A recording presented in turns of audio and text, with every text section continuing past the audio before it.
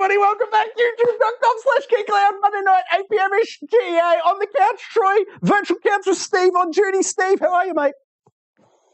I'm very well. Wow, we are actually doing pretty well for time today. This is good. We are smashing it. We said 8 o'clock-ish, and look, 8 o'clock-ish. No lies. How is everyone doing out there in YouTube land today? I'm pretty excited. It's been a big week in gaming, but the truth be told, I'm really looking forward to this Friday. Spoilers. Elden Ring's this week, but first, what are we going to do? I'll tell you how the show's going to go. That's what we're doing. This is Gaming Enforcement Agency. We're kicking off with the game Interrogation and Deliberation. Steve and I just kicked down a few doors. The games we've been playing lately, we let you know what we found on the other side of those doors. Were there any perpetrators? Possibly. You'll find out. Stick around. And then after that, we'll cover the news. We'll have a look at what headlines have been around. Not a whole lot of headlines, but, you know, there's been a couple. We'll get to them. And then number 3 in the show lineup tonight, it's the standoff. What are we doing? Well, in honour of Uncharted gracing the silver screen, what we're doing is a rundown of, what do you reckon, Steve, about the top 50 game movies we've ever seen? Yeah, mate, the list is large. Let's just say that. The list is extensive, but we enjoyed Uncharted at the cinema, so we're going to do a little quick roundup in the standoff of all the cinema-type experiences the video games have brought us over the years, possibly TV shows as well. I shouldn't exclude the television. And then, of course, finally, the linchpin, some might say, of the Gaming Enforcement Agency is, of course, the community integration.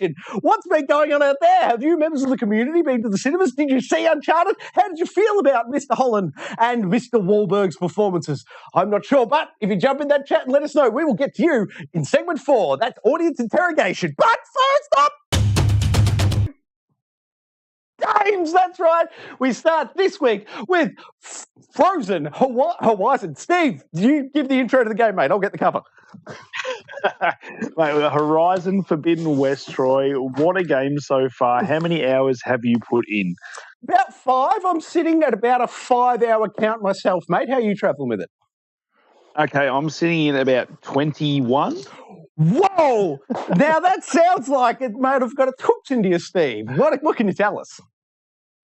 Mate, as we speak, my wife is mouthing "what the f" to me, not realising how much time I've put into this game. But no, it's definitely got its hooks in, and it's definitely in the Game of the Year contention mark at this point. Whoa! Yeah, and I was someone who finished the first game but wasn't a huge fan of it. Like, I obviously finished it eventually after I'd finished Breath of the Wild and all that, but didn't quite get its hooks in me like this one has. I think the story's better in this one. I just think the world's better. The climbing's better.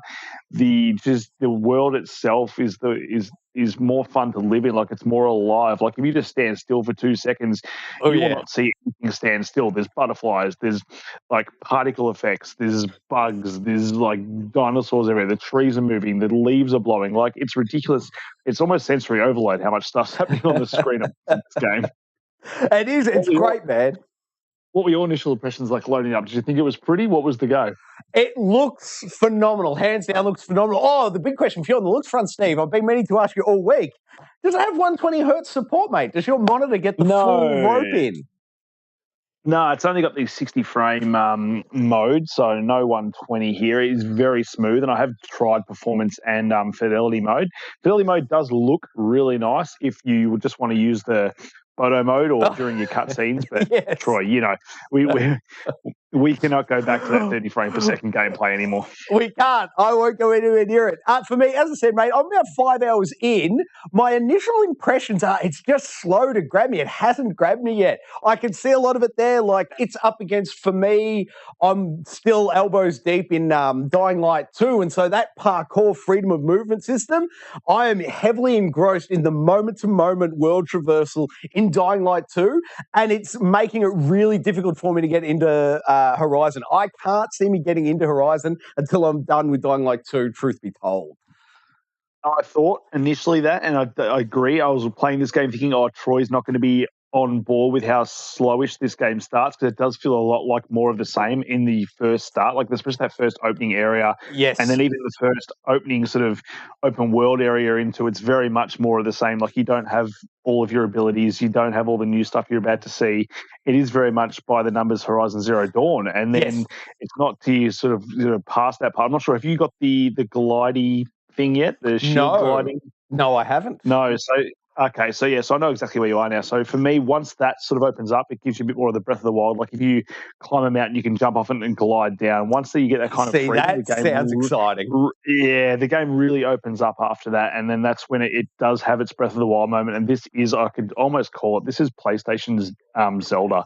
Like from now, the stuff that I've been playing, the side quests and it does like what The Witcher does. Like a lot of the side quests meld into the main quests.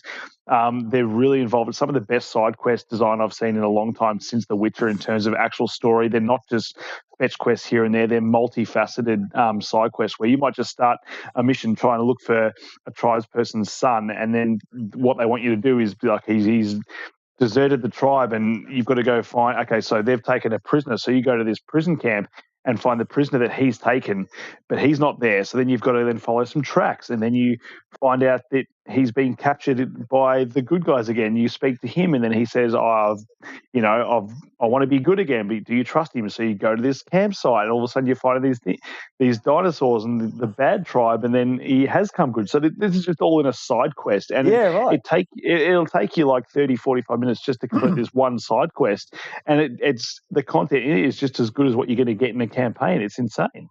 That's really cool, man. Hey, I've got a question for you. I don't know now, as I said, I'm only 5 hours in, and you know me, I don't go mainline hardcore off the bat, so I have been poking around the edges a fair bit. My question to you, and I can't say whether this is a main story mission or just one of the incredibly obvious, incredibly early first side missions you get, but have you been dealing with, and I'm sure you've already dealt with it, man, but the guy who's like dealing up trouble with the workers, getting people not to work? Have you dealt with that little subplot? I have dealt with him, yep. Did you think that was them taking a crack at Jason Schreier the way I did? Is that how it read to you? No, but when you say that, it completely could be. The whole opener of that game read to me as a fuck you to Jason Schreier. It was just phenomenal. I'm playing these side quests and I'm like, I love what they're saying, but my God, I've never seen it just to me, obviously, but it never appeared to me so much that a game developer as a team have taken a collective crack at an individual in Games Press before. I thought it was quite phenomenal, and I enjoyed it. It was worth the price of admission just for that crack at him early on. I thought it was beautiful. Oh, mate, that's great. Now we need to say, yes, I do see the similarities to real world stuff there. But that was hilarious. Mate. I thought it was brilliant. I loved the way they opened it. And as I said, I hear everything you're saying, man, and I'm aware about the deeper game stuff, the glory and everything, and that's all super exciting. And I can't wait for Horizon to get its hooks in me and for me to be engrossed in it the way I could see the potential for it there. But as I said, man, there's with Dying Light 2 unresolved in my head, and of course Elden Ring this Friday, I kind of want to keep my powder dry a little bit on Horizon. I'm thinking it might just come off the PlayStation 5 for a few months. Oh, there you go. See, I had the opposite effect. I thought maybe that was going to be the case, but then it just got it hooked in. Like once I started doing some of those quests and unlocking the abilities and new weapons and new outfits and just seeing some of these characters with some of the best voice acting I've seen in a game probably to date.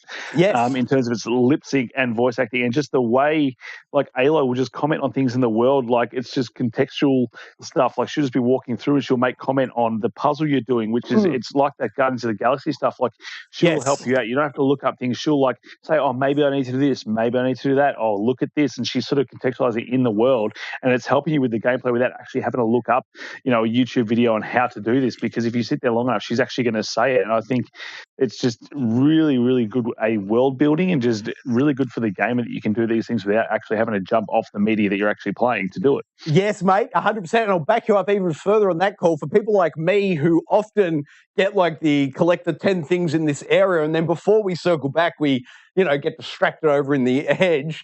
And every time I've gotten distracted by something and pulled off, you're right, mate, she's come on and said something along the lines of, oh, I've got all those, I can head back now. She has audibly reminded me, hey, buddy, get back on task. And it saved me 2 times, right? As I said, I'm only 5 hours in, but 2 times that she has in-world not broken the immersion at all, but just pulled me back in line. It was perfect. I agree, mate. They've really done some next level communicating to the player stuff. Oh, mate, I was just blown away today. Like, I managed to get the rebreather, which is the thing that allows you to finally breathe underwater. It's obviously like 18 hours in or something, but she's like, oh, now I can go back to those bits that I found earlier in the game, which I had found some of those parts where you couldn't go back to. And just to remind you that you did find those places and you couldn't go there. It's just, I don't know whether that she would say that anyway if you hadn't found them, but I just think it's just, I think the coding in this game is brilliant in the way, you know, they do have her speaking to certain things that you have done within the game world, and it just automatically you're reminded, oh, I can go do that now. And like so many times I've completely forgotten about it until she's actually said it herself. So I just think it's great game design. I agree completely, mate. I absolutely love it. Did you have any further thoughts now? I know 22 hours in, man. I feel like I'm cutting you short if I move us on. Is there any other key points? Oh, mate, I have lots of things. I think I'm sure you do. I think the relic puzzles in this are really good. They're really hard. You actually have to think. I finished one just before we went on stream tonight where I was absolutely stumped. Sorry, man. Managed to figure it out. Just let me know. Sorry, go. Yes. You were stumped for hours, hours on one puzzle? Oh, no, I was like, quite a few minutes, I was like stumped. I finally figured it out. It was one of those heart moments where you're like, oh, I was so tempted to look it up how to do it, but I'm like, the answer's in this room somewhere. And then, as we've already spoke upon, Aloud sort of mentioned something about these crates that I was near. And I'm like, there we go. And I figured it out. There's just the whole thing. I had to get a code to get inside a door, and there were 2 parts to the code. And there's just so many things that it could just be an easy puzzle design, but I think these are some of the best puzzles I've seen in an open world game. I think almost in like my whole time gaming. You've prompted me, mate. I had an interaction and forgot about it. Did you, I don't know, like mine was a total like discovered in a side room. So I don't know. I haven't come across the mechanic you just discussed in the main game yet, but the codes to the safe specifically. I was in a little side area and code to the safe, but it reminded me exactly of Hitman 3. I feel like slightly small, but like the way that they did key codes and hid them in the world, I feel like they've lifted that format from Hitman 3 and deployed it again here, but beautifully. I absolutely love the way they do the in-world somewhere, bit of data, something about a note, kind of close to a safe, and then you dig a little bit deeper, and sure enough, there's the answer, and you're like, yes! Yeah, I think it was that one where it was like, oh, the code is the year this train station was built, and you sort of, okay, so I'm looking on the outside of the building, just looking for like a year somewhere, and then it was sort of like, it was on the wall, but even it wasn't just on the wall, like the 9 was hanging upside down, so it looked like a 6, so if you're not actually astute to what was going on, you got to make sure that's a 9, not a 6. So also, it's just really good world design, and it's just really good, you got to just think just a little bit, and it makes you feel smart, even if not necessarily that you are. Yeah, I love it, man. They did do it well. What else have you been coming across, man? Oh, mate, I've found these vistas that you've got to try and find and line up the actual old ruined world version of like that. So it's like photo mode or? No, so yeah, you get like a sort of an imprint of what it used to look like in the world, and you've got to find that sort of point in the world and then sort of, line that up with what it would look like in real life. So you can see the ruin in real life, and then you get kind of like a sort of holographic version of what it should look like in real world and try and match it up. So it's a nice puzzle in the world, but you've got to try and line that up. And once you do, you get a whole bunch of XP and stuff, and it gives you sort of a bit of exposition about sort of what happened in the real world. Which I think is quite good and just gives some nice backstory to the whole world. And when you say real world, sorry, are they, and pardon my ignorance, I don't even know, is Horizon allegedly set on Earth? Do we assume they're on Earth in the future? I think the first Horizon was in San Francisco. So there you go. I'm not reading anything. Is anyone cluing onto this yet? How does the tie into the real world stuff? Is it real world stuff we know now, or is it just tied into real places but fake events? Real sort of world stuff now, real places is now. Like right now, like it's not too much of a spoiler to say that you end up in the sand and it's Las Vegas, but I won't spoil the whole Las Vegas area because it's one of the best moments I've had in the game so far in terms of what actually happens there, because it just subverts expectation about what you're about to expect. You're thinking desert level, then all of a sudden it just flips it on its head, and Troy, it's incredible. So you have to play this game a bit longer than the 4 or 5 hours you're in now, because there's a lot to see. I'd love to. It's timing, mate. Timing is everything on these ones.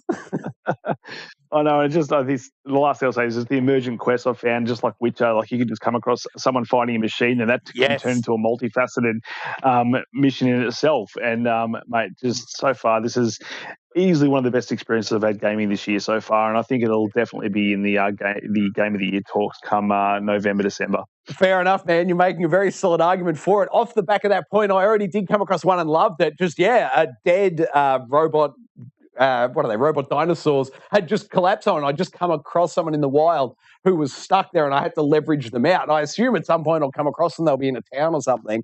But to your point, mate, excellent world building. Just, you're right, there's stuff all throughout the world you just discover anywhere. It doesn't have to be a pure game hub. It's got open world. It ticks all the boxes. I just need my life to align with it a bit better. And my one remaining question for you, Steve, that skill tree, like, what is there? I want to say there's six or seven. There's six or seven skill trees, and they're all pretty in depth. For me, as someone who has no desire to read, I just wrote that whole system off entirely as too overwhelming, and I'll look for a guide at some point. Did it speak to you at all, man? Was it too much? Not enough? How are you finding the skill tree specifically? There's a lot there. They're also very liberal with handing out those points. So my suggestion would be to not, think about it too much. Like, you're always getting points, and like I would be like saving them up for a while and have like 40 sitting there and just spend them. But like I spent most of my probably first lot of abilities on the bow and arrow stuff, because that's a lot of what you're doing. Then a bit on the health, and then I've just started sort of upgrading some of the melee stuff as well. Yep. But you got a lot of passive abilities in there. So if you unlock your passives, which is like longer concentration time, so when you're obviously aiming with the bow and stuff, you want that to last longer and recharge faster. So I've sort of focused a lot of stuff on that. Yep. And yeah, that's pretty much it. Like I'll go as far as I can in the game before I need to start using those points. And then if I get to sort of a bottleneck, I'll be like, oh, what would help me out here? Then I'll go spend some points in that area. So that's usually it's the same way I did with Dying Light. Like I'll go as far as I can until I get to a point. I'm like, oh, this ability would be great. I've got these points out now. I'll spend it, as opposed to getting to that point going, oh, I wish I'd spent those points on that ability now. So earlier. So mate, I can't speak more highly of this game at the moment. Like, as I said, it started off slowly, but if you just put in, that maybe even just 6-7 hour period, you're not far off unlocking the freedom that you get. And then the climbing sort of, and the traversal does become much more sort of elegant, I should say. It's a bit more Uncharted-y as it sort of goes further on, and I think you'll really start to enjoy it.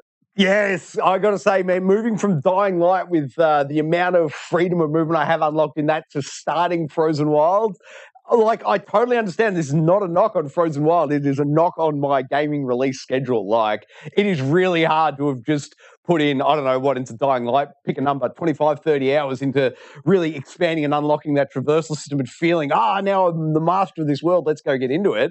And then starting again from scratch, like 2 weeks later or 3 weeks later, it's asking a bit much of this particular gamer, I think. But 2 thumbs up to this game, and I can see it's got everything on there that I want. I just don't want it right now in February because, my God, my eyes still set on Elden Ring. But I know. Game 2, another game that has come up before Elden Ring. Steve, over to you for some more updates on Sifu. Wait, sorry, quickly, my update. I haven't played it all. Steve, over to you. So you haven't played it at all. Troy, I've finished it. What? How did you even play? I cannot pass the second boss. I've given that second boss about, 10 cracks at this point, and he's just kicking my teeth in. I haven't seen any more. Tell me everything, Steve. So today I was playing, I'd done a decent sesh of Horizon. I'm like, I'm just going to give the Sifu boss one crack. I was just feeling it. I was feeling myself. I'm like, I reckon I've got this today. It's just, sometimes when the controller just feels better in your hand than others. Yes. It was like that. And I was just like, I'm going to have this crack. So one go, I jumped on Sifu and I did it. And nice. So I defeated that boss at age 60. So I was pushing my luck. I was edging close to my death counter of 70, 75 odd normally. Yep. I think anything above 70. Sorry. Yeah. So, but I knew I had him because I was just sort of in the zone, and I knew he was going to get me a couple of times, but I had the moves to do it. Yep. And then once my heart was pounding, like, you got no idea. Today I said to myself I did want to finish Sifu today, and I expected that I'd probably just have to put in a fair bit of time to get that done, and to do it in one run and not take up any more time from Horizon. I was so happy about that because I was expecting to have to do multiple playthroughs to actually get this, but to get it done first go and then reset my game and then sort of go back to some of the other levels with some of the keys I'd unlocked to get some more trophies. Yeah.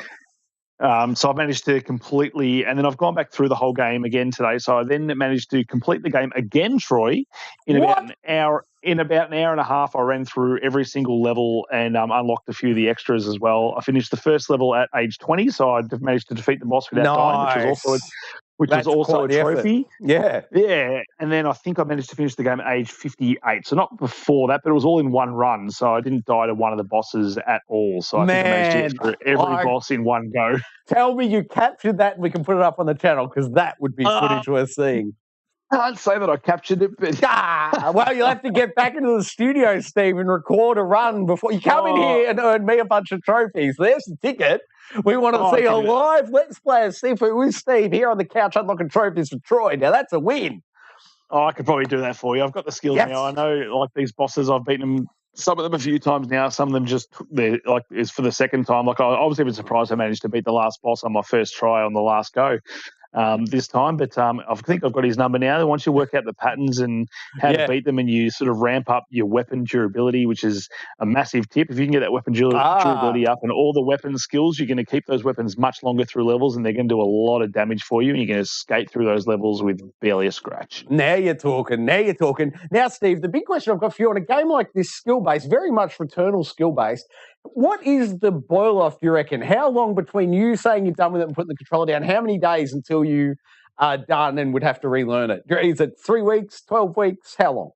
Oh, yeah, I don't know. It'd be a few weeks, I reckon. Like, the muscle memory is there now. It's hard going initially, like, even just playing like Horizon, just with some of the different controls with melee and stuff, which I'm used to hitting the right bumpers. And a lot of my games, even like in Elden Ring, I'm probably going to, if it's not already, I'm probably going to switch the attacks to R1 and R2 for melee. Whereas for this, I didn't do that. So I'm obviously used to hitting square and triangle now, but the muscle memory is down for that now. And I'm used to sort of blocking with my L1. I can't remember R2 sprint, which is kind of a weird thing. That is a weird one, yeah.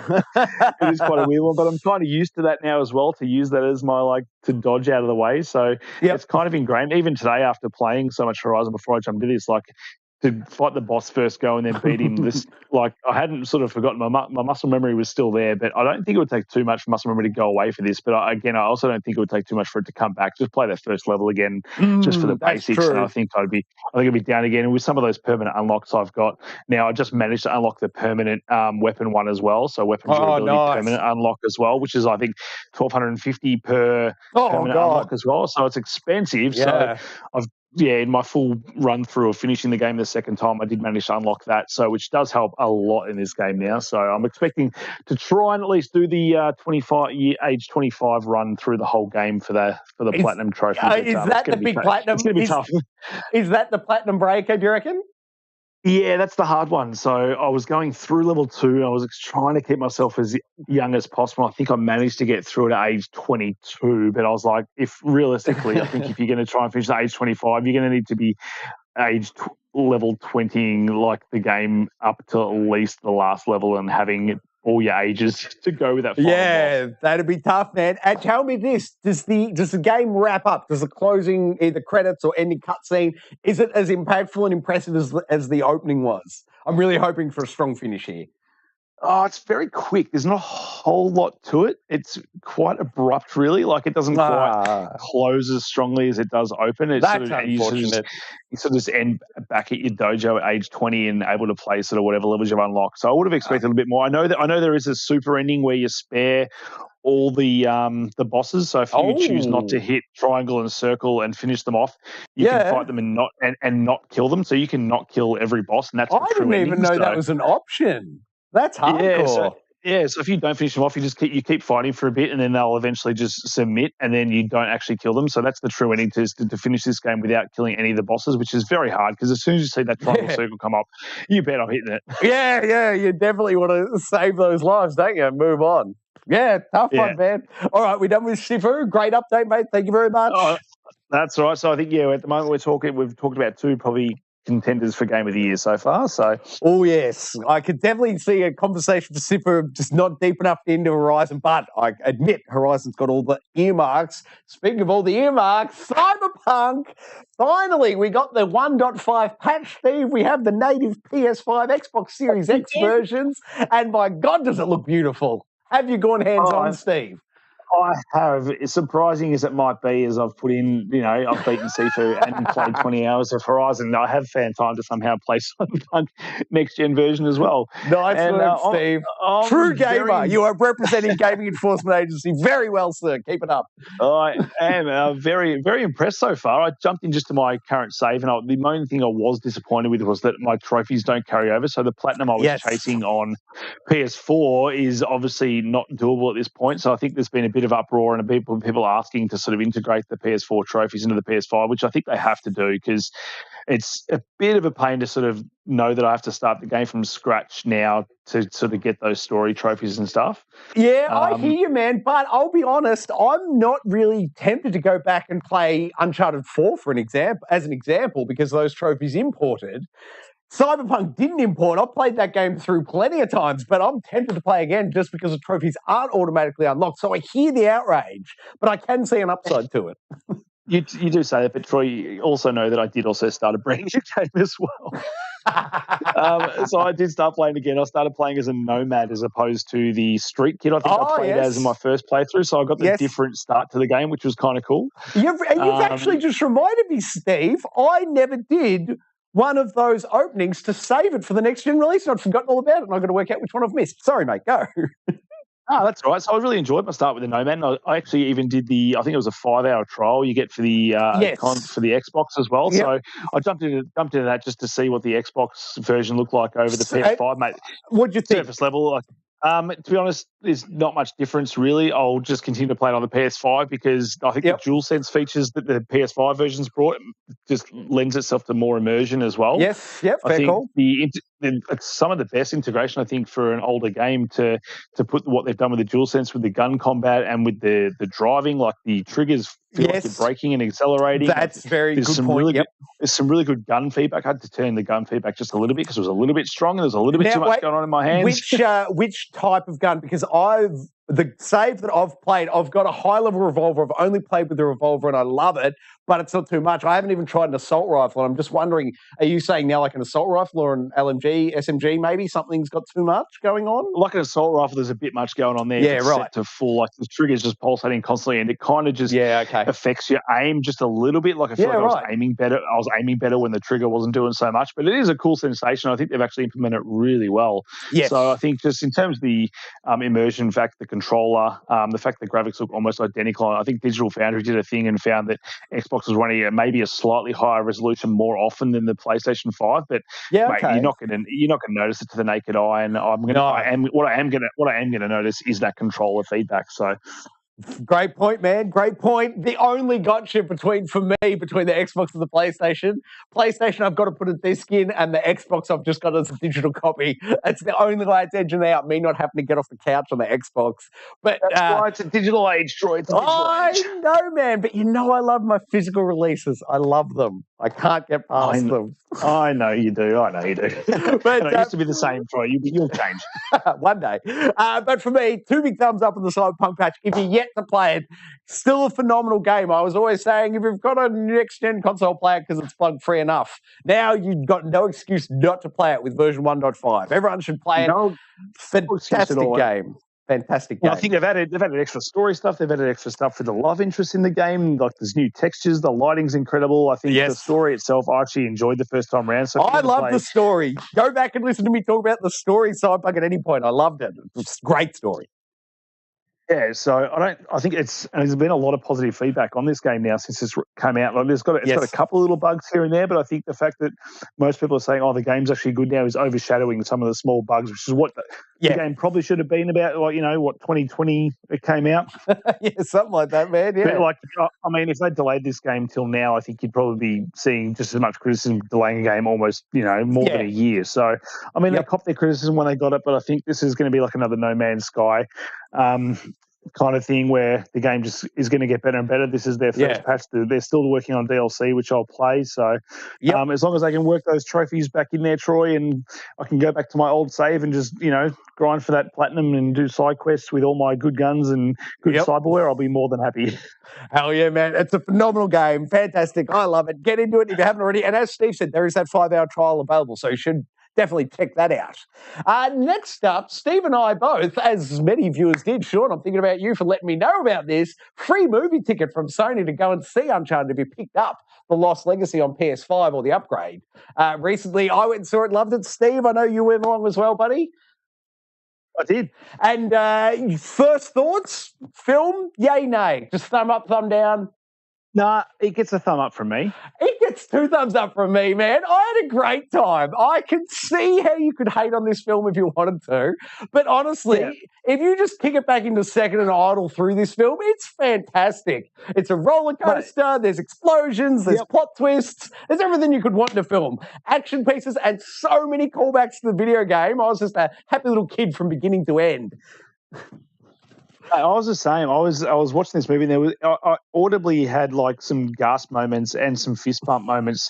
Not more so. I think I had some tingles when they said "Sic Parvis Magna" and they were talking about greatest from small beginnings at the start, and then when he becomes Nathan Drake and the music plays and he gets his holster and stuff. Like I was hype as that. And then when I saw when they wash up onto the ocean, they are playing the Uncharted theme in sort of like an island theme version of it, and then Nolan North's on the beach. And that was hilarious.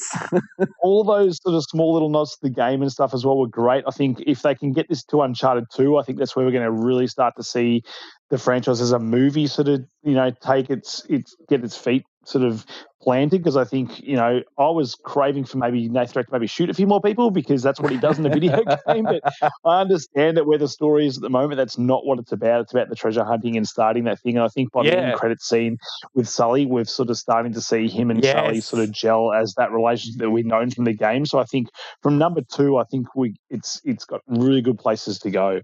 I agree completely, man. I was pretty hard on them for starting with Tom Holland so young and Mark Wahlberg and going, I'm like, no, they're too young. They haven't done it right. They haven't done it. But when I watched the movie, when I saw the story they were telling and it is Drake becoming Drake, it's brilliant. But it's like, this is where it had to be told. And you look at it now and you have so many years between the end of this film and the start of one. They could do 9 more films between the end of this film and the start of the first game and never have to step on each other's toes. It's brilliantly done. Like, and those 2 actors now, they're young enough. We can get 20 years of Uncharted movies out of these 2 actors before they're too old to do it. Like, I've done a complete 180 on this film. I was so negative on it going in and turning around coming out. I'm totally on the other side. I'm like, hell yes, give me 8 more of these films. This is brilliant. They've picked a great spot, fertile ground for storytelling. They can do their little nods to the game that they did all the way through. Tell me you saw the Naughty Dog sticker on the inside of his suitcase lid. Oh, that lit me up. I was punching my wife in the leg in the cinema. Yes, look, it's the Naughty Dog. It would have been quite annoying. Oh, mate, if my wife was sitting next to me in the theatre, I would have been. We went with a whole bunch of mates and she sat far away from me because she knew I'd probably be better served sitting next to some people that actually knew what Uncharted was all about. So, mate, I was very impressed with, I was sort of erring on the side of caution when it came to Tom Holland playing Nathan Drake. Yeah. I think he absolutely nails the role of Nathan Drake. Yes. I think he's got the quips. And I think with Tom Holland, I think it's a smart move by Sony and the guys making the movie, because I think it'll get a whole bunch of people to watch this movie that don't actually know what Uncharted is because they love Spider-Man. They'll watch it just because of the Tom Holland factor. And I think the fact that they've got that, I think they've already made $44 million in the first week as well. Woo! So I think that's nice. I think we're already looking at potentially making a sequel. I think the fact you got Marky Mark there, yes, he's kind of just playing Mark Wahlberg. I think at times that's all right. Kind of times I wish we had subtitles, because he does sort of go that lower register with the Sully voice, and you don't completely understand what he's saying sometimes. I'd prefer the subtitles for that Scottish bloke. I was right there with Tom Holland. What? yeah, that was great. And I think they did all the big moments, the big scenes were done really well. It didn't look like cheap CGI or anything like that. No, they nailed it. This opening scene with the plane, I think, was done really well. It was very Uncharted to sort of start with this scene and then sort of have the movie sort of go back in time and then sort of come back to this moment. Hopefully with number 2, we get the train scene or something similar with that. Yeah.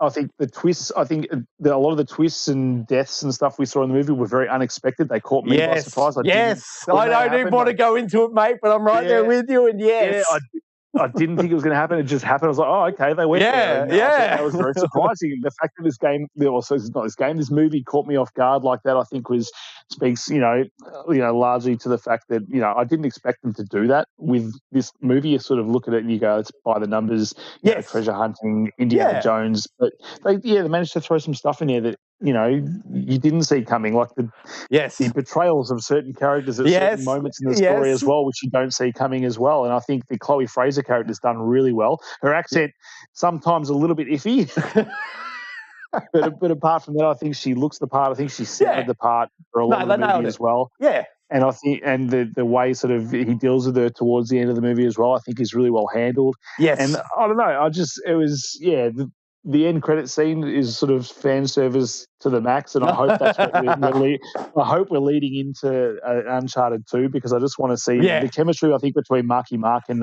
Tom Holland, I think is perfect for this. I agree completely, franchise. Man. Yeah, I agree completely. They've set up a great pair, and if they can just secure, you're right, man. If they do a number 2 and do it well, woo! Sky's the limit for this franchise. I'm going to reiterate it one more time. I was very anti this film going in, very positive on the way coming out. I would never have purchased a ticket to see this film if they didn't give it to me for free and got me back along to the cinemas. But now that I've been back and seen it, I would definitely go to the cinemas again to see number 2. If you know what I'm saying, they don't have to give me a free ticket to the second one. I'll go and see it off the strength of the first one. Absolutely, and just like my wife even loved this. She knows what Uncharted is, but like she came out of this movie going, I want to see that again, which is it's great. And there was a few people that I went and saw the movie that were exactly the same, didn't even know what Uncharted was and loved the movie. So I think it's going to find an audience, and I think we're going to get a sequel, and I really hope we do. I really hope we do as well, man. I'm right there with you. Come on, Uncharted, let's get Uncharted 2 on the silver screen. While we wait for that, though, I've been playing so much Demon Souls getting ready for Uncharted. And yes, I died quite a lot in my playing. Steve, as I understand it, you killed the Flame Lurker. Is that correct? Yes, I did. I finally killed him this week. I finally killed him, but my gosh, did he kick my teeth in a lot, Steve? He is quite the difficult guy. Did you end up, because I couldn't even cheese him out in the end. I actually had to legitimately beat him straight up and down. How about you? I know it's going back away for you, probably about 12 months, but can you recall? I can recall. I do remember cheesing him for the most part, but I think he did break out of the cheese towards the end, and I did have to go toe-to-toe, which was when I was like, oh, God. Yeah. It was my knuckles got tighter around the control. The sweat started going, but I did manage to. He is like I couldn't imagine doing that boss without a cheese, because God, he moves quickly.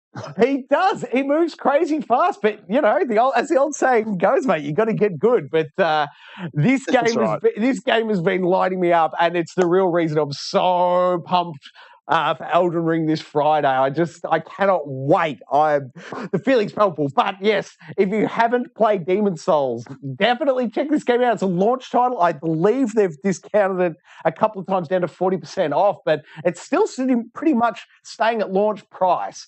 But I got to tell you guys, keep your eye on it.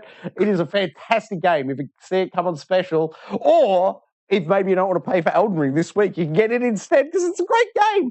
But nothing else really to say other than that it's fantastic, and you should be excited about Elden Ring. It is a good game, but I think once you start playing Elden Ring, I don't think you'll go back to this game. Because I think the whole, yes, it looks pretty, but I think the whole design philosophy and stuff in this game is quite dated compared to what we've got now, and I think Elden Ring is about to blow it out of the water. Oh, I'm sure it will, Steve. I'm sure it will, but it's still got to have, that FromSoft feel. You know what I'm saying. All right, that'll do it. That'll do it for the games this week. Let's mosey on over to the news now, shall we, Steve? Kick that door down, Troy. The door, I'm just trying to find the news. You have the right to remain newsworthy, and I'm on the wrong screen. There we go. Look at that. Boom. First up, IGN, The Last of Us HBO series won't premiere until at least 2023. Sounds like it's a bigger job in After Effects than they're anticipating, Steve, after they've got the initial footage back. What do you reckon? Yeah, I'm a bit sad about this. I thought we were going to get this year, and obviously speaking about, adaptations like Uncharted to silver screen, I was really hoping to see this year, but I don't know. We're going to have to wait till 2023 for The Last of Us, and it makes me sad, Troy. It is. It does make you sad, but good that Good, better that they take their time and get it right than rush it out and give us a subpar product, I would argue. No, that's true. We don't want a Cyberpunk 2020, as everyone would say. No, we certainly do not. Unfortunate that it's delayed, especially with the strength. Or do you think it could be the strength of the Uncharted movie? Maybe does that give them a little bit more leeway? Do they think maybe they get a bit of an extra budget? Well, if you can do that well with Uncharted, what can you do with a little bit more in Last they could of get Us? a bit of kick, because I know Neil Druckmann did have a little bit to do with the Uncharted movie as well, and obviously he's got a fair bit to do with the Last of Us TV show as well. So, in Neil we trust at the moment, I think. Indeed. Well, because we've got what they have, the Spider-Man, No Way Home. That's still kicking goals. That's a Sony Pictures. Uncharted's on. Do we know, is The Last of Us, it's a HBO series, but surely it's still involved with Sony's I believe film it's still division. Involved with Sony. Yeah, I believe it's still involved with Sony. I think we're still going to see that brand new Sony opening that we got through the Uncharted movie. Yeah. What do you think of that, actually? I liked it, man. I liked it. It feels like they're all part of one big happy family. It does. It was very Marvel, the way Marvel show their characters before movies. They've gone, let's show all our Sony characters, and I liked it. Yeah, very nice though. I like it. But yes, so Last of Us, kick back. But I reckon, all things considered, I reckon this is going to be a positive for The Last of Us. I think this is a good thing, not a bad thing. Make it a smile, not a frown. I think so too. What I want to know is, though, is this because, has it got anything to do with the fact that The Last of Us remastered that is rumored to be getting worked on by Naughty Dog? Has that been pushed until 2023, and they want to release that at the same time as the show? I don't know. Well, that's an interesting point. Maybe that one's taking a bit longer. Yeah, I don't know, Steve. Maybe. Let's hope. Because I think what's going to happen, I think one's going to help the other, and either or both ways, really. I think if a new Last of Us game comes out, everyone's going to be like up and about the game and want to watch the show. But I think more importantly, I think the show's going to come out, they're going to release that game, and they're just going to get people back into The Last of Us again. I think it's going to be another, like when The Witcher came out on TV. Yeah, that's a great call. The numbers for Witcher on like Steam and concurrent players and downloads through Xbox and stuff just went through the roof when that show came out. So very true. I think either way, we're going to see numbers do very well with The Last of Us. That's true. And have we seen anywhere anything about, has Uncharted video game sales done? Well, I know the film just came out a few days ago. Maybe we should keep our eyes across the video game sales numbers for the next 2 weeks for Uncharted. Well, actually, interesting. Funny you should say that. I should just reinstall Uncharted 1 just because of going to see that movie. I had nostalgia to go back. Yes, so. that was the one question I wanted to ask you, and you've already answered it. But did watching the film make you want to replay number 1? I walked out wanting to go back and play Uncharted 1. Yep, it did exactly that. Bingo. So, yeah, maybe that's what's going on here with The Last of Us HBO series, Steve. Maybe you're onto it. We'll have to wait till 2023 to see, Troy. That we shall. Okay, next up on GameSpot is Uncharted movie hits 44 million, has 4th biggest start for a video game movie in US history. Whoa. Spoiler alert, I totally forgot to put this in the news report before I actually mentioned it earlier. That's okay, man. Hey, nothing like underscoring the fact that you're right. Yeah, so it looks like it's doing pretty well. So I think it looks like the Detective Pikachu did 54 million, Sonic did 58, and Tomb Raider did 47. So it's right on the coattails of that at the moment. Yeah, so there we go. Now, do we know? I dare say it's going to keep going up. I would think it will as well. Do we know if that Uncharted number includes the free tickets that they gave away to purchases of the game, though? I don't know if it does, but it could do. It doesn't. I haven't read any sort of, anything in depth to see if it does include that. But I'd say it probably doesn't. I reckon it's probably just going to box office. But I reckon if you added up people going to see the movie, you'd probably get maybe more than a couple of those other ones. That's true, man. Correct me if I'm wrong, but the top number one, 58 million, Sonic the Hedgehog, mid-pandemic, were the cinemas even open? How does it have the top 5 biggest opening domestic box office weekend if the cinemas weren't open? I can answer this because we, as a family, actually went and saw Sonic at the cinemas, and I'm pretty sure about a week later, I think we went into lockdown. So that explains it then, Steve. It's all a matter of timing. It was very close. Now, this speaks largely to critics looking at this article. Uncharted on Tomato Meter is like 39%, but the audience scores 90%. So it looks like critics are panning this movie, but audiences are loving it, and audiences are the ones that pay money. So I'm happy about that. The old fan favourites. They're winners for a reason. I love it, mate. This is a great list. Could lead into the standoff shortly. It is. Nothing else in this one, I believe. Oh, there, you've got it there. The Rotten Tomato Meter. Boom. Yeah. Yeah. Well, I think we're pretty much in line there, aren't we? I think so.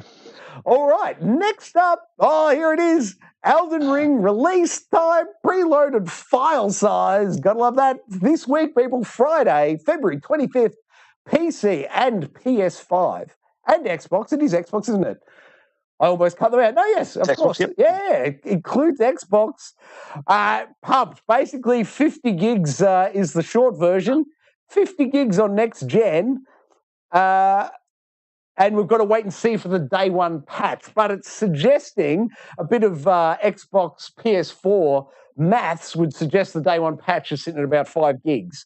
Unconfirmed. Yeah. Just looking at their numbers there. Elden Ring, if you're digitally downloading, expect about a 50 gig pull down on Friday. And if you're physical, maybe around the 5 gig mark come Friday. But Elden Ring can't get here soon enough. And what you say soon enough, but it was good. I finally enjoy the fact that we've got a worldwide release at the same time.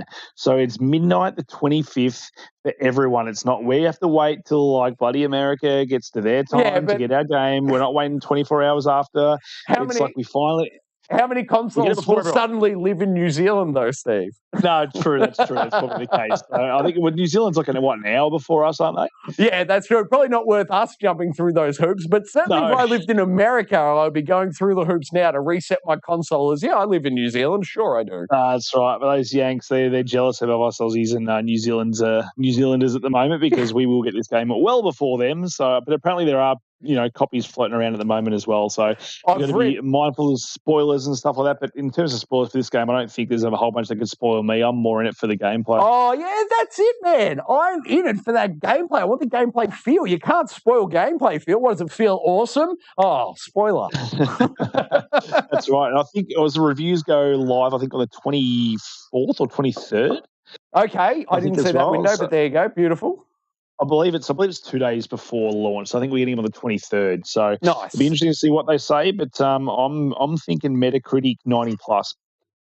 I don't know, man. A lot of the people that get reviewed out there, they often wave the white flag and say, "Oh, it's a difficulty thing for me. I'm sure it's great if you're into it, but I'm not into it." That's the common line I've found. Yeah, true, but I think they're pretty confident with this. And I think I haven't checked. What did like Sekiro and that get on for a Metacritic score? Oh, I haven't even looked, man. I got no idea.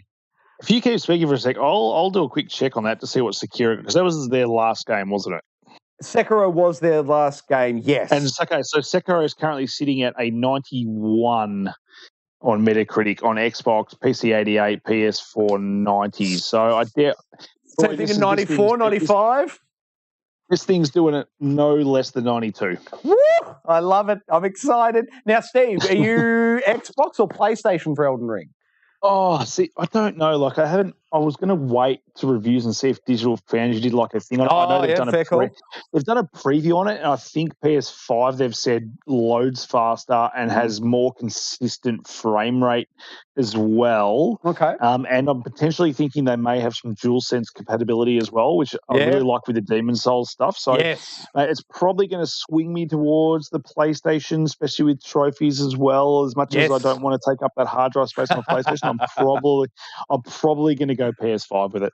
You and I both, man. I love it. I can't wait to get my hands on it. And for me, it's part of the whole FromSoft heritage. Like, it feels weird to play a FromSoft game on an Xbox. I'm sure it won't eventually, but currently it still does.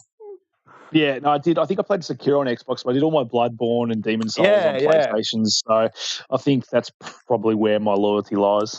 I agree, man. I agree. All right, fourth story for the evening. This one's over on Forbes. Report claims EA partially blames Halo Infinite for Battlefield 2042's failure. That makes a lot of sense, Steve. I can see the logic there. Yeah, I mean, you release a game subpar, that doesn't work and people aren't liking, and then you don't really support it, and then people knew that it wasn't going to work before you even launched it because you had some betas before, like maybe 2 weeks before that, and everyone was saying the game's not ready, don't launch your game, and then you launch your game. But no, it's definitely Halo's fault that you didn't work. 100%. Everyone knows all the development team that were working on Battlefield 2042, they all stopped work on Battlefield 2042, and EA assigned them over to the Halo Infinite team at 343 Industries or Studios. They moved all the full-time staff over there. So, of course, it makes perfect sense that the Halo Infinite workload impacted the quality of Battlefield 2042. That makes nothing but sense, and I can completely. EA have my complete support and sympathies for the hard work that their development team did, moving from one game to the other at such a late point in development. Yeah, no, that's right. Like, I think Battlefield 2042 maybe could have taken something out of 343 Studios' playbook and maybe released a year later and actually been in a playable state without all the bugs and maybe with a campaign as well. But no, well, they did do the split release, man. They did only start with the multiplayer. They just focused on the multiplayer for the release. You know, I don't know when the single player is coming for Battlefield 2042. Have they even dated that one yet? There's not going to be one. What do you mean there's not going to be one? Are you suggesting they only did half the game? Yep, that's what I'm suggesting. But it's the other guy's fault, yeah? Yeah, no, definitely Halo's fault. Definitely Halo's fault that they didn't do a single-player campaign, and that's why it sucked? Okay, good. I'm glad we've worked that one out. Yeah. I mean, it's not Halo's fault. They decided to release their beta version of their game 2 weeks prior or 3 weeks prior to releasing that Battlefield time. I mean, it may not have helped the fact that people actually wanted to play a game that worked properly, but you know what? I say we print this headline off and put it on the dog ate my homework pile. That is one of the worst excuses I've ever heard. To their credit, they have come out and said that they never actually said that or alluded to it, but news comes from somewhere. There was that many people reporting the fact they said that. There's no way they didn't say that. Yeah. Oh, they said it and then realised how foolish they sounded. Absolutely, they did. Just next time release a better game. I think they're in panic stations now. I don't know where the future of the Battlefield franchise goes. Like, do they even bother doubling down with this one and trying to fix it, or do you just cut your losses and move on to the next one? If I were them, I would throw it into Game Pass immediately and move the entire development team onto whatever's next. It doesn't matter how many man hours they throw at this, they are never working the stink off it. They are never No Man's Skying, an arc where they come back from this. It's done. Write that game off, move on. That'd be like trying to, relaunch Anthem a year later or something with a new game director and hoping that was going to work out. Like, that's never going to work out. This is never going to work out. Move on, people. Move on. Throw it in Game Pass. Move on. Yep.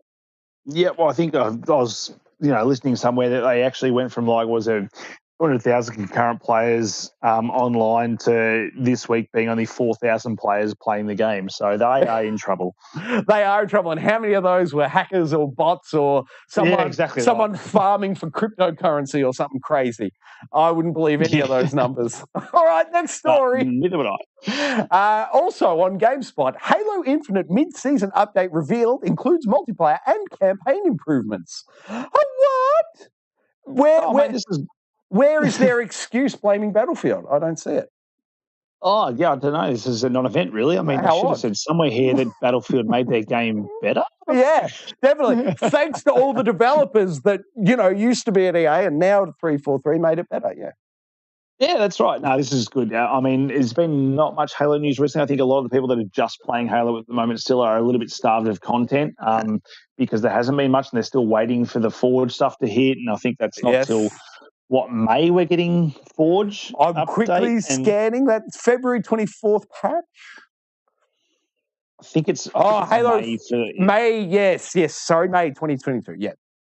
Yeah. So we're still a while away from extra content for the game. So people that are just playing this is obviously starved, but someone like myself who loves the campaign and just wants to play, that part of the game and possibly some multiplayer here and there. I'm happy to get updates here and there. And then by the time we get that update in May, hopefully there's nothing else out then. And then you and I can potentially jump into that legendary campaign and do it together. Hell yeah, man. Sign me up. I am there for it. I love it. I'm all about it. Actually, while we're speaking about Halo, this was something I thought about while playing Horizon. I think something that they could probably learn, Halo 343 can learn from Horizon is the fact that they really do the open world sort of natural areas blended with the machine / technological sort of areas way better than Halo do. I think they're more unique. They're not copy and paste, whereas Halo feels like you're doing a lot of the same stuff inside all the time. Yeah, some of the stuff you see inside in some of these inside locations, Troy, is just insane, the detail and the stuff that's going on there. So I think moving forward, Horizon looks way more next gen than what something like Halo does. And I think if they sort of just can take some of that, I think they can, create a really, nice and sort of vibrant game that, really does sort of lend to that futuristic aspect that Halo's known for. But I think Horizon now at the moment does it better. Oh, excellent. Well, they might share some knowledge now the game's out. Could influence back the other way. Could be very cool. Speaking of games that are just out, let's finish off the news segment, as we always do, with the new releases coming out this week. And, of course, it's from the Gaming Informer website. One that most Bungie fans will be aware of in, about, I'm going to say 4 hours from now, Steve. Destiny 2, The Witch King launches. Is that tonight at midnight? Am I wrong? Yeah. I think it is, Troy, and I've already pre-ordered that. Going back a couple of weeks where I was thick into my Destiny 2 replay, and I'm really looking forward to this. I did manage to finish off the most recent update campaign and everything. I don't know what it was called. I want to say Frozen Wilds, but I know that's Horizon. Frozen Wilds. It was something to do with snow. I can't quite remember. I'm not the biggest Destiny nerd out there, so forgive me. But that stuff was really fun, and I really enjoyed the campaign. And looking at this campaign, and I think they've sort of lent on the whole Bungie-ness of it. It looks like it's going to be a bit more story-focused as well, like Halo was. So I'm really looking forward to jumping in this. I'm not, looking forward to the massive grind and stuff like that in terms of trying to get myself to do one of the, what are they? The Nightfall Strikes or whatever? Or the raids? Do you mean the raids? Yeah, the raids. Yeah, I've never had a group of players I could play a raid with or anything like that. So it's not like I'm trying to get my character up to that part. So I'll play the campaign. I'll do some of the stuff. But I'm really looking forward to this. Yeah, man, it's looking good. First question is, do we know how many hours of campaign it is? Have they said anywhere something? No, they haven't said. The last one was quite lengthy, though. Like, I remember putting in quite a few hours just to do that. So it was sort of 5 or 6 hours, maybe even just for that campaign alone, on top of some of the other stuff. So it was pretty lengthy, and they're kind of calling this the Destiny 3 version of expansions. So if they're calling it Destiny 3, like I'm expecting. Well, yeah. What are they charging? Are they charging like $75, or is it cheaper than that? Where's it sit? Yeah, I think it's up there. I think it's around the price of a full price game, or just under. I'd be wanting 20 hours minimum if they're charging me that much for it.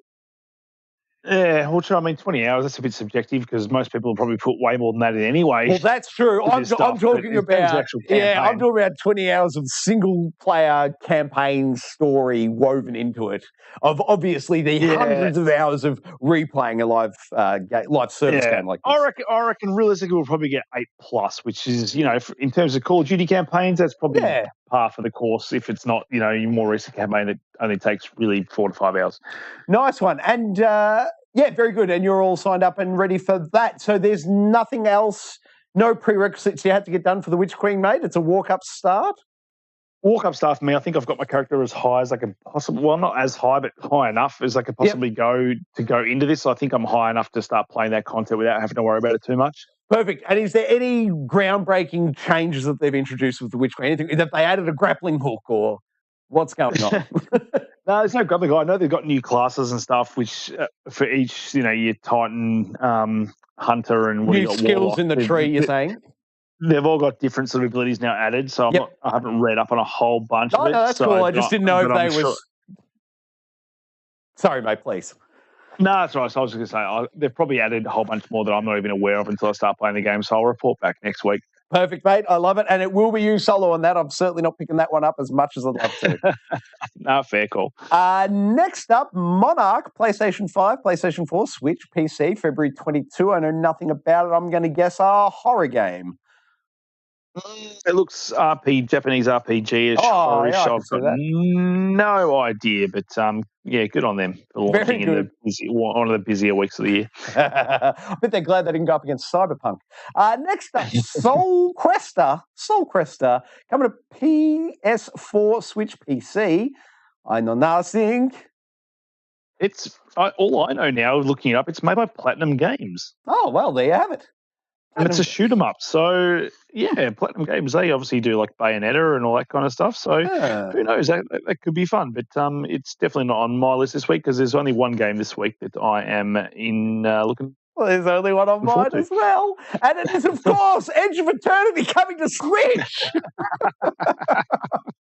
How much can you not wait to play Edge of Eternity on Switch? Well, being that it came out on Game Pass last week and I didn't touch it there for free, that shows you how much I'm lining up to pay for it on Switch. Mate, that's how much you want to play it. You want to spend money on it to play it. That's how much. All right, moving on. Next up, Martha is Dead. Now, this one had a bit of a run through the old, censorship department recently. They cutting out scenes and they put the scenes back in. I believe it's all resolved now, but there was a time there where they thought PlayStation were being very heavy-handed. There was a PlayStation, PS4, PS5 specific bit of content that they patched out, but then they found out they didn't have to and they've patched it all back in. So it's all square and level now, but there was a bit of a hoo-ha about Martha is Dead a few days ago.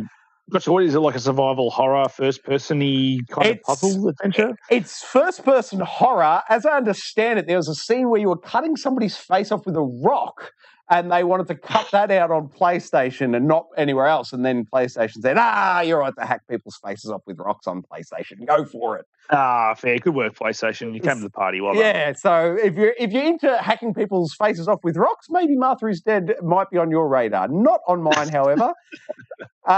Coming up on Switch is Never Alone. Now, as I understand, that game's available in Game Pass. I've never played it myself. But if you're a Game Pass person and interested, it only rates a 6.5, maybe not. But hey, that's available. On Switch. It's free on Game Pass, so you're not going to waste any money there. But don't bother purchasing on the Switch. Just get yourself an Xbox instead. Correct. Now, Steve, by any chance, do you have the game list up in front of you? Can I pass it to you for this next one? Because I'm gonna at least. Dude, I'll give it a crack. It's. I'm not even going to read it before. I'm just going to try it off firsthand. All right. Atelier Sophie 2, The Alchemist of the Mysterious Dream. Nailed it, Steve. Nailed it. PlayStation 4, Switch, PC. I know nothing about it because guess what's coming up behind it? The real winner of this week's game releases. Elden Ring!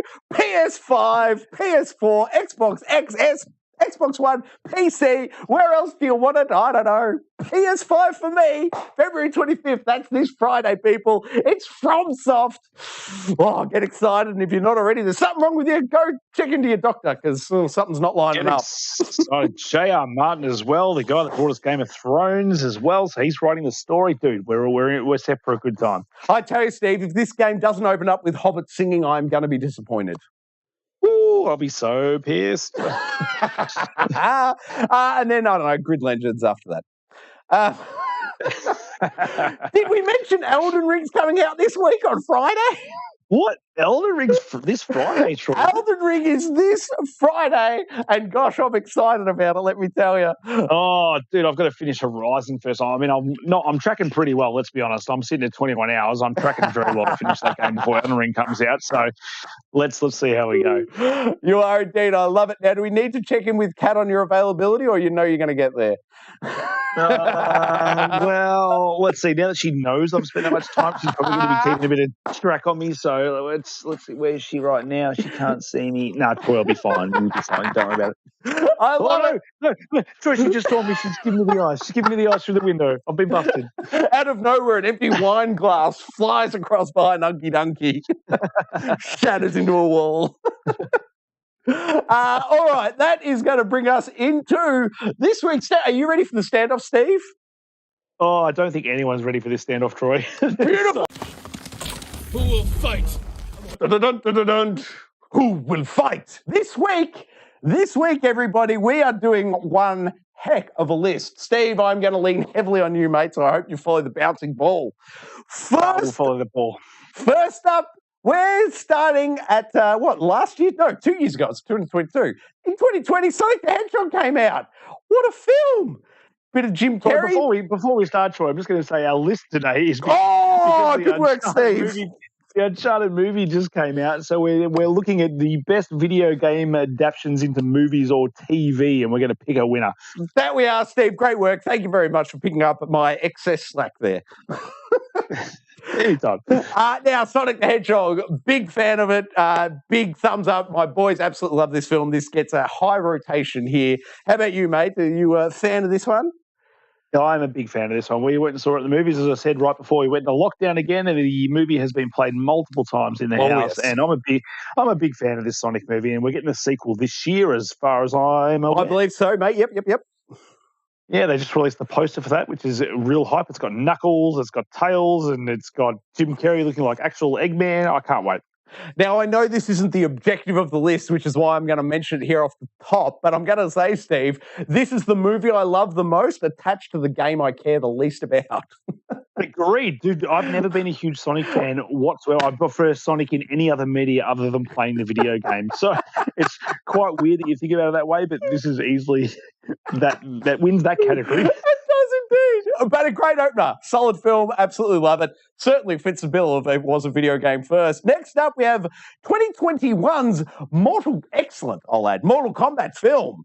I was a big fan of this. Now, not the first Mortal Kombat film. That first one was, 1993 or 1994, I want to say? Yeah, it was 90-something, and it was good for what it was. This is a little bit different. It sort of sticks closely to the ethos of Mortal Kombat, and I actually enjoyed it for what it was. It was just a video game movie, and I mean, it potentially could be better with a sequel, because I don't think in this whole movie we actually get to the whole tournament at all. By the end, I think everyone's just being petty and trying to kill each other before the tournament even starts, which is not the true spirit of Mortal Kombat. But you know what it is? It's a good time, Troy. It is. It's a rock solid 1 hour and 50 minutes, I would argue. It is. I saw this in the cinema and I enjoyed the Goro fight. I'm not a huge fan of the new guy who they put in as power. He becomes like some kind of rock dude, or not rock. Was he? He's got some kind of shielding that he does to his body or something. Yeah, well, sure. You're going to catch me on the lore in Mortal Kombat every time. I'm not sure what that's called. Yeah, I don't know, but there were some good moments in there, especially with old mate there with his hat where he lights it down and kills that chick and slices her in half with the fatality. some pure hype moments there. It's not a high quality film, but most movies that based off video games aren't. But I think this actually did Mortal Kombat pretty well. I agree, man. Solid combat flick. All right, next up we have the TV show The Witcher, based, believe it or not, on the video game The Witcher. Have you watched The Witcher, Troy? Now, Steve, I had to bow out pretty early in this one. There wasn't enough action in it for my liking. I'm talking about the first 15 minutes of episode 1 is about as far as I got, I'm afraid. Didn't do it for me. Troy, did yourself a disservice, because the show itself, it does do some weird things with timelines in the first season where it's flipping between a whole bunch of different timelines because characters don't really age or look different. It's hard to pick what's happening and when, but it does tie up nicely where those timelines coming together. Season 2 has been more about sort of a structural thing. There's no timeline issues. It's all sort of one timeline. And a scene that I watched just today in one of the episodes, I think it was episode 6, with just Geralt just going ham on a couple of, it's probably about 6 or 7 guys that had just come out in hand-to-hand combat and swords and stuff. This is some of the most imaginative, amazing, awesome, hype-like fight scene I have ever seen. That's high praise. That's enough to make me... I'll be honest, before you started talking just then, I didn't know there was even a season 2. You've got my interest up. Dude, season 2 it was this year, it just started, but some of the stuff and some of the monsters he fights in this are just, you think he's going, in one of the episodes, you think he's going after, or he is going after one of these monsters, and he confronts this monster, and out of nowhere, a more even aggressive monster comes out of nowhere, kills that monster, and all of a sudden, the Witcher has to take on this other thing. It's incredible, Troy. I thought you were going to say they cut to, what's his name, Liam Neeson, and he says there's always a bigger fish.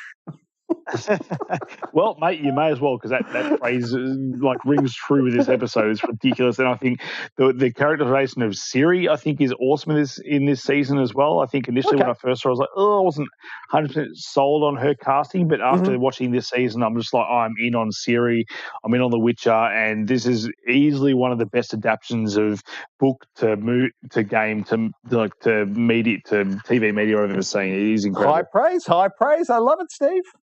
Next up, we have Resident Evil. Man, the film that started it all. Because what are they up to with the Resident Evil franchise? Like 8, 9, 10? I don't know. They're deep.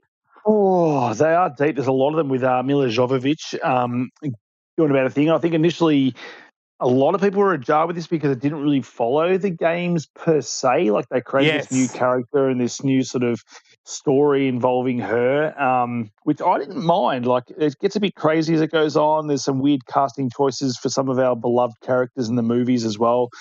Like I think what's his name? Chris Redfield is played by old mate from Prisoner. What's his name? I don't know his name, but do you mean the main guy from Prisoner? The Calvin Klein model dude, whatever his name is. He's just not muscly enough. He can't do it. Come on, Chris Redfield's got to have like ridiculous sized triceps, like the size of mine. Try, come on. Indeed. No, I actually don't mind the Resident Evil franchise. I've watched all of them. Like I enjoy them for what they are. I've watched more recently the Resident Evil movie. How many?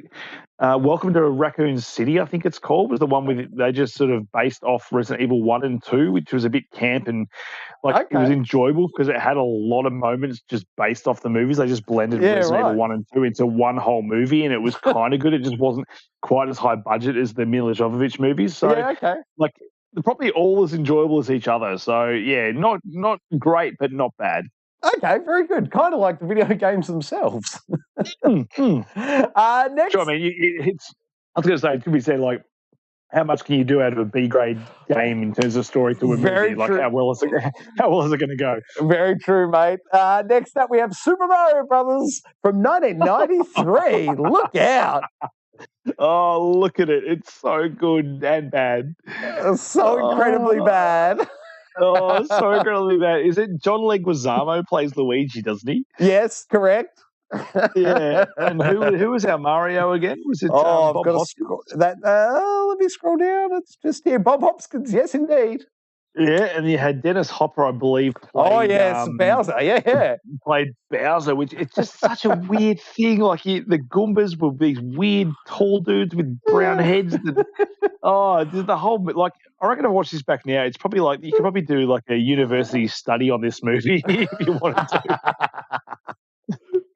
Such an awkward film, but I love it. It's it's like, I don't know how you would do a Mario movie, but I mean, I guess we're about to find out because old mate from Jurassic Park and Guardians of the Galaxy Chris Pratt, hello, sign me up. Chris Pratt, such a big Chris Pratt Mario. I don't know how it's going to work. Is he going to voice an animated version of Mario? Is he going to be Mario? Is he going to be a combination of both? I don't know. I assume he's voicing an animated version, but I don't actually know. I'd always just assume it was animated. Yeah, I don't know if it is. I mean, there's a lot of actors in this new movie coming up, and let's wait and see, hey? Yeah, indeed we shall. Next, onto the pile, we have Tomb Raider from 2018. 2018's Tomb Raider. 2018 Tomb Raider. I actually watched Tomb Raider with Angelina Jolie last night, the first one. Oh, wow. Yeah, literally last night in preparation for tonight, thinking that was the Tomb Raider we're going to go with, but we're going with the 2018. I apologise. I can fix that right now. No, Steve. Let's fix this now. You talk about the proper one. I'll pull it up. It's okay. You can leave this one here because this one here, I want to speak about this one. I want to say, because we've just seen Uncharted. I think Uncharted was a better movie than this movie by far. Yes, and I think. Which is saying it's weird because watching the Tomb Raider with Angelina Jolie last night, I was like, they actually nailed a lot of that movie of what it needed to do. Like it established like she was Lara Croft from the start of that movie. There was no origin story. There was no let's establish her as this character. Yeah, she was shooting dudes from the very start of the movie. Like I really actually enjoyed watching that movie. I think the story it had a young Daniel Craig in it, which I'd completely forgotten he was in. I did not know he's in that. I'm gonna have to go back and watch it for him. You have to watch it, and you tell me if his accent is questionably American as much as I thought it was. Because the first scene, I feel like he says the first thing he sounds exactly like he does as James Bond, British, and then within 30 seconds, that dude's American, and it flicks around. But it's enjoyable. I mean, the dude's still shredded back in the day, so you can see why they picked his Bond. He still gets his, gratuitous, take my shirt off scene. Good on him. Nice. No, this movie here, I didn't mind it, but I wasn't blown away. Like, a funny story I should actually mention about this movie. I actually went to the cinemas to go see this movie with my wife. And we walked into the cinema, and the movie was maybe 45 minutes in when we got there. And for some reason, we weren't notified of the change of time for our movie. So we got in there, and they were like, "Oh," we walked out. We're like, "Nah, we don't want to see this." And then like, "Oh, we're so sorry, we didn't email you the details of the movie, changing time, etc. You can go see another movie." So we went and saw Ready Player One instead. Which, my God, I love Ready that Player film. One. Yes, that film's great. And there is no way my wife would have seen that movie with me, like if we'd done it by choice. So the fact that we went and saw that and absolutely loved that movie and have watched it multiple times since, I can thank Tomb Raider for that. Nice. I waited. Yeah, so well done, Tomb Raider. Thanks for giving me a better movie experience than what I got eventually with you when I watched you at home. Perfect.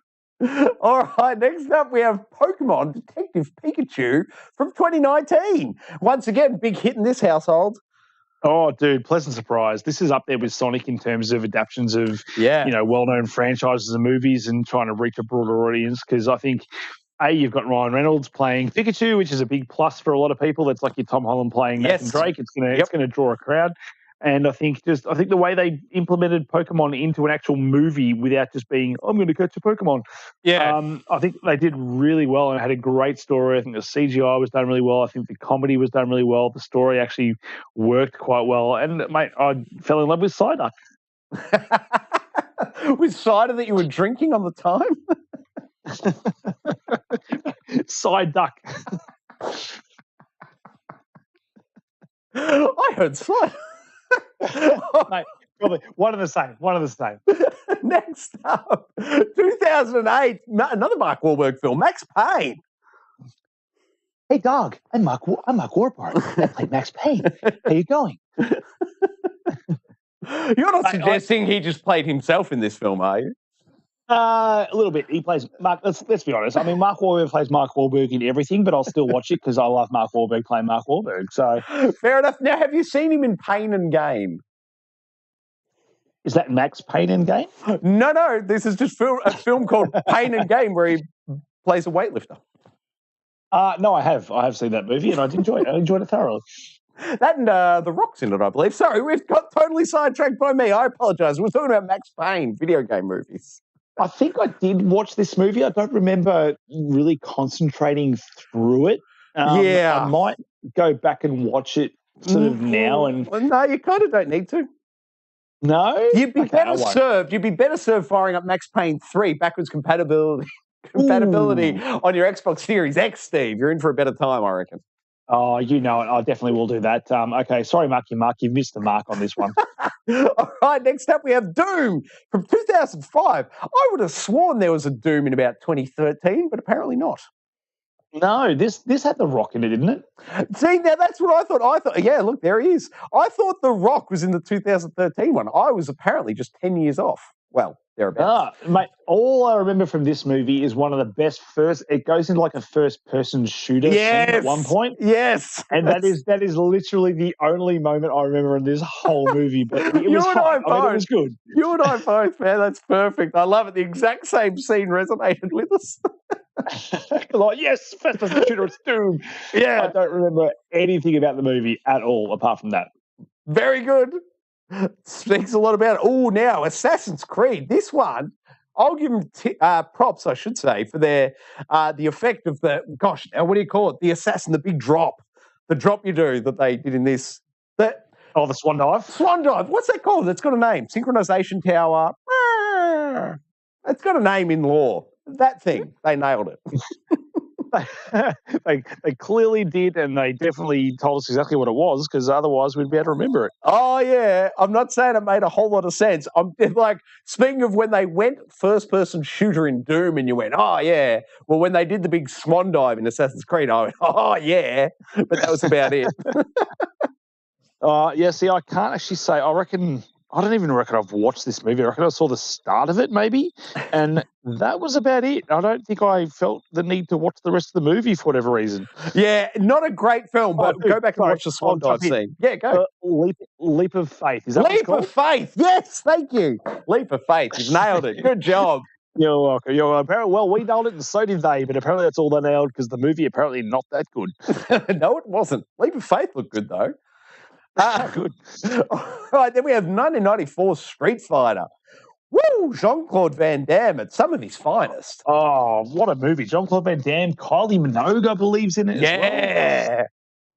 Yeah, Chun-Li had all the characters from Street Fighter. I remember this movie. This was a fun time as far as I can remember. I can't remember a bad thing about this movie. I would argue this is one of the ones that has aged best of all. Yeah, so I haven't watched it recently, but I think it probably wouldn't. I think going back to that, in your early 1990s, this had, all your heavy hitters in terms of the movie world. And, Street Fighter was huge back then. Even I played fighting games back then, Troy. And, me and fighting games, I don't really get into them now. But back in the day, it was all about old school Mortal Kombat and old school Street Fighter. And watching this live action version of the movie was a really fun time. I agree, man. Absolute blast. And isn't it interesting how all these ones from the 90s sort of the visual effects are hilariously bad now, but the core action elements stand up. And in the more modern films, it's way more about the visual effects working. Anyway. And then the final one on our list from 1994 is Double Dragon. Here it is, Double Dragon. Double Dragon. Troy, I don't even know if when I first saw this movie, I even knew it was based on a game because I don't even know if I was playing. Oh, no, I was definitely playing games back then. I don't think I knew what Double Dragon was. Yeah. But I love this movie. A solid film. Now, do you still go back to it today, Steve?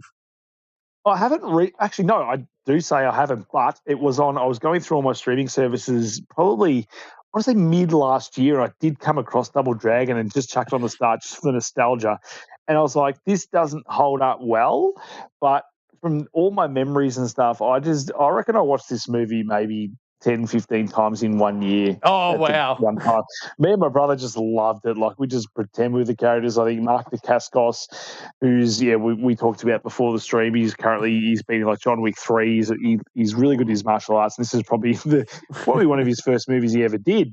But no, I've just got fond memories of this movie in, my childhood. Definitely. And can you remind me, Steve, did they just rip off the story from the first Double Dragon game? Does it start with somebody kidnapping your girlfriend? You know what? I don't remember, but it wouldn't surprise me if it did. It wouldn't surprise me either, man. All right, now that's one hell of a list we've got for the stand-up this week. I'm quickly going to roll back from the top of the list. As we do, Steve, put your thinking caps on because we've got to find a winner here.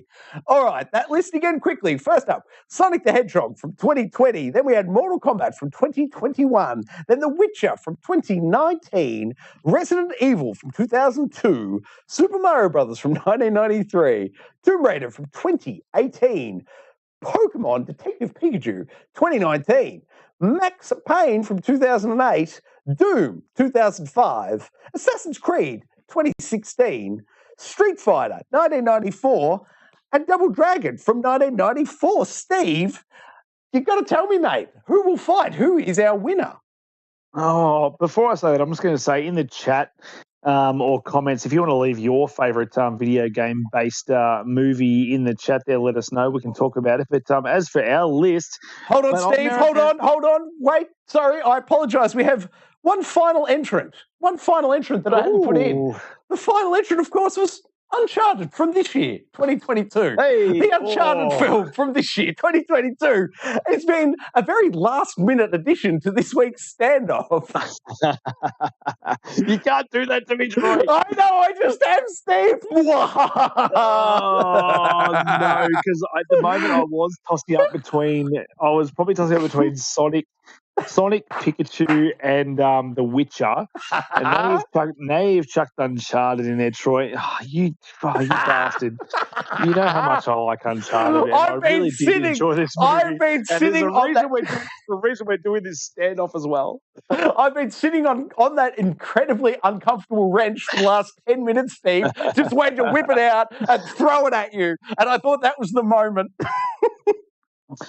Troy, we don't really do this much on this show, but I'm going to swear right now and say, fuck you, it's Uncharted. Yeah, it's Uncharted, baby! Uncharted! Go and see it at the cinemas if you get a chance! It's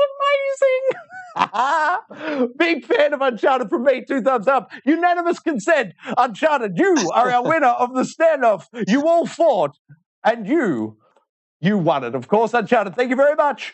Now, that brings us to the final segment of every week here on Gaming Enforcement Agency, where, of course, we kick it over to you guys in the audience. Steve, what can you tell us what's happening in that YouTube chat?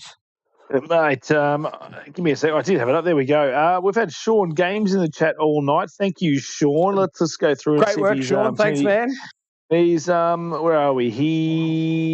He loves Sully's cat in Uncharted. Totally forgot about that. Yes, that was good. Great call. Yes, I did have some cat lovers with me when I went and saw the movie, and that was probably one of their favourite bits as well.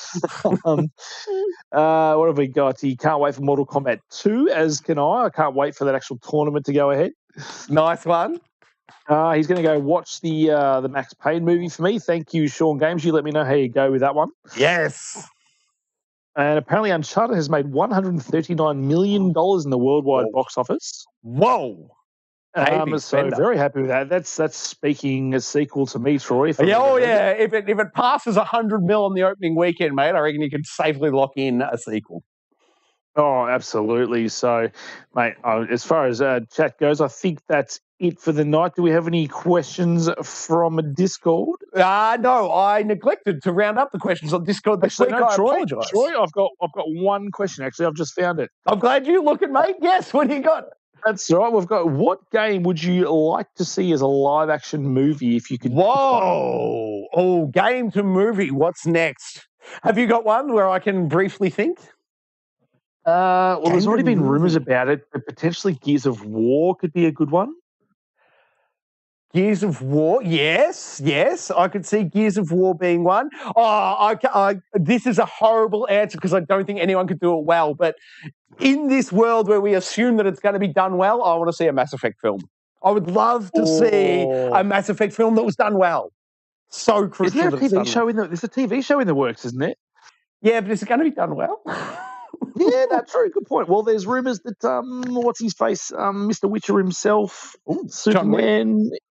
No. Oh, no. Okay, yeah, sorry. Henry Cavill is potentially maybe part of it. Oh, so, okay. who knows? I mean, he's done well with The Witcher, which may have won the standoff had Uncharted not been introduced. But no, I'd like to see. I don't know. Even playing Horizon recently, I think that could make a really good movie as well. Like, imagine the special effects and robot dinosaurs getting around. I think that would do well at the box office as well. You got your Jurassic Park lovers and stuff, but imagine those things as robots, Troy. That's true. I am getting a little side of post-apocalyptic, though. No, very true, very true. Well, I suppose and futuristic at the same time. So where does that land? I don't know. A difficult problem for movie producers to solve, I guess.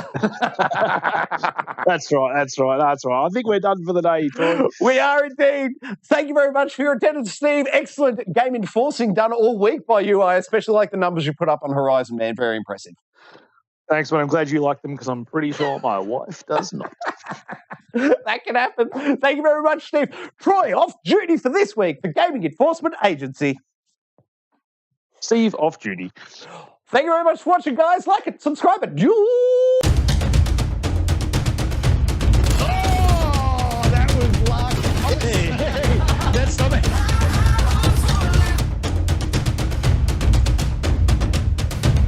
Love everything about it. Ooh. Old Uncle Donkey. Donkey.